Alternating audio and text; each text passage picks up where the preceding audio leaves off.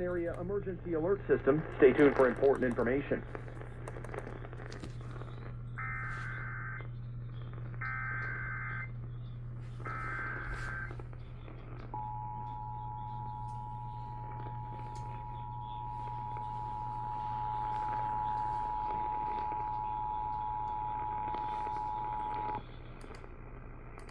This station is activating the Houston Area Emergency Alert System. The National Weather Service in Lee City has issued a severe thunderstorm warning for Galveston County, northeastern Brazoria County, and southeastern Harris County until 11:30 a.m. At 10:59 a.m., a severe thunderstorm was located on a line extending from near Alvin to near Hillcrest to near Liverpool and moving east at 30 miles per hour.